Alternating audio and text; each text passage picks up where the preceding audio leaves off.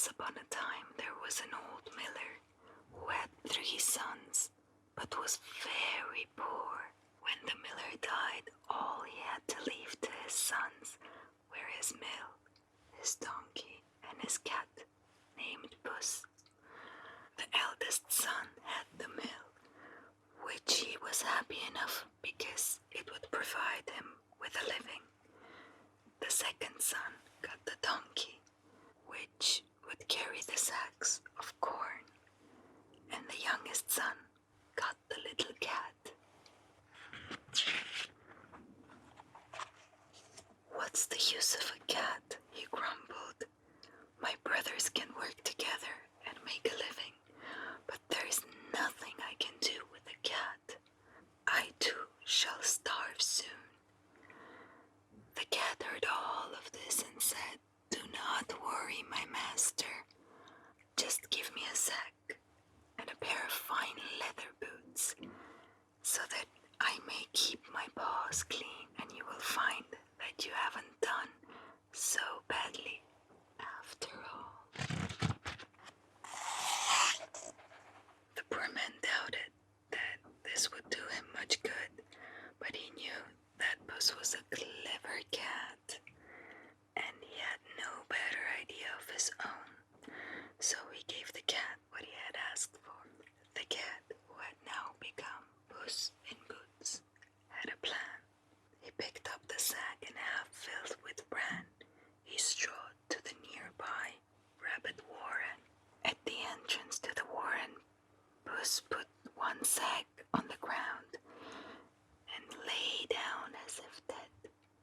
This was one little old trick of his. Soon enough, a silly young rabbit jumped into the sack to nibble the bran.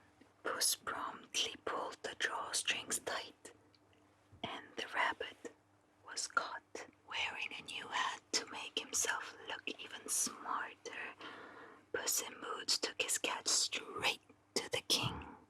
"Your Majesty," he said, "my master, His Excellency the Marquis of Carabas," for this was his name that Puss had invented for the miller's son, "has ordered me to present you with this fine bunny rabbit with this compliment."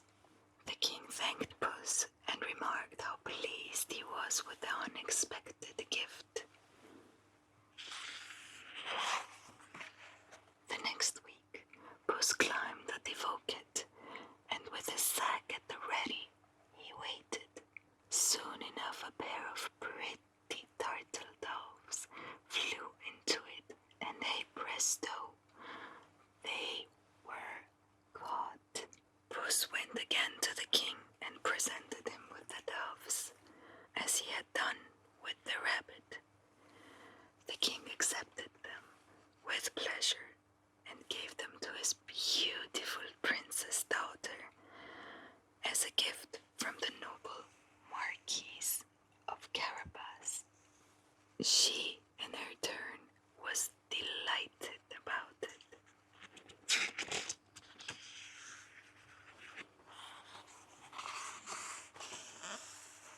Now one day Puss heard that the king and the princess were to go for a coach ride along the riverside. He said to his master, "Do as I tell you, and your fortune is made." So the miller's son did exactly as the Puss said. He took off his raged old clothes and plunged into the river, into the water, to bathe. Just as the royal coach appeared on the bridge above, Puss cried out, "Help! Help! The Marquis of Carabas is drowning." Immediately the king ordered his guards to rescue the poor Marquis. Puss's clever plan was working perfectly, for before the royal coach has arrived, he had hidden his clothes under a large stone. He went up to the coach and told the king, "Sire, while my master was bathing, some robbers came and stole all his clothes. What is to be done?" Straight away the king ordered his servants to fetch one of his best for the Marquis of Carabas. Once the guard had rescued the miller's son from the river, the servants proceeded to dress him in the king's finest clothes. His Majesty welcomed the smartly dressed marquis with pleasure and introduced him to his daughter, the princess. She liked what she saw, for he was indeed a handsome young man, and when he looked at her with tenderness, she felt deeply in love with him. The king requested the pleasure of his company and invited the Marquis of Carabas to join them for a ride on the royal coach. Puss was delighted to see how well his plan was working and dashed on, well ahead of the coach. When he saw some harvesters to work, he said, "Good people, the king is on his way. If you don't tell his Majesty that this field belonged to Marquis Carabas, you will be chopped into little pieces." This frightened the harvesters so much that when the king stopped to ask to whom the fields would belong, they cried them with one voice, "To His Excellency, the Marquis of Carabas, sire." The king was very impressed. Still keeping ahead of the coach, Puss next met some men tending a herd of cattle. He said to them, "The king is coming. If you don't tell them that this herd belongs to Marquis of Carabas, it will be the end of you." When the king asked to whom the cattle belonged, the terrified herdsman cried, "To the Marquis Carabas, of course." And when Puss, running ahead of the coach, gave the same instructions to everyone he met, they all answered in the same way.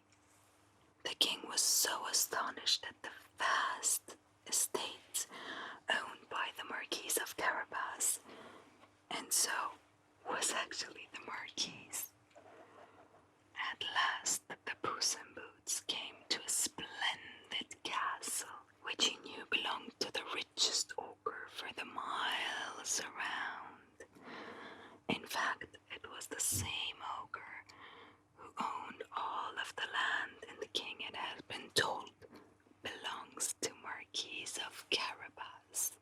The Puss asked to see the ogre, saying that he did not wish to pass by without passing his respects. The ogre received Puss as politely as an ogre could, and offered him a chair. Puss sat down. "I have been told," said the Puss, "that you have the power to change yourself into all sorts of creatures. A lion, for instance, or an elephant, perhaps." "Of course," boasted the ogre, and in an instant, what happened? He turned himself into a roaring lion. This scared Puss so much that he scrambled straight into the rafters, which was not easy to do while wearing boots. When eventually the ogre stopped roaring and changed himself again, the Puss climbed down and admitted that he had been scared off. "But tell me," he asked, "is it also true that you can change yourself into a tiny creature, such as, let's see, a mouse or a rat?" "I would think that would be quite impossible." "Oh, impossible, is it?" roared the ogre. "Then watch this." And as soon as the ogre turned into the mouse, Puss leapt on him and ate him up. When the royal coach arrived at the castle, Puss in Boots was there to meet it. "Your Majesty, welcome to the castle of His Excellency, the Marquis of Carabas," he said, blowing and lavishly bowing low with the flourish of his hat. The king was very impressed, and the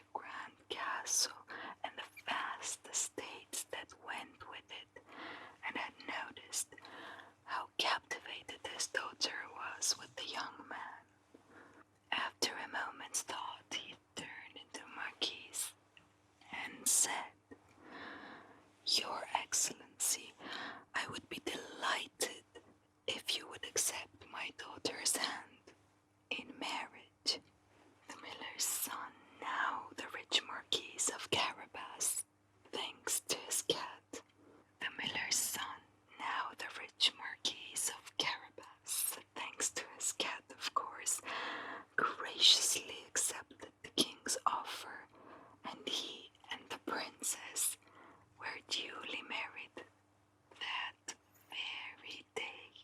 And as for Puss in the Boots, he became the master cat of the royal household and never again chased after mice except for fun. Thank you for watching, boys and girls. I hope you liked the story. Follow us on the channel. Hit us with a like and share and comment. Oh, and don't forget to subscribe. Good night.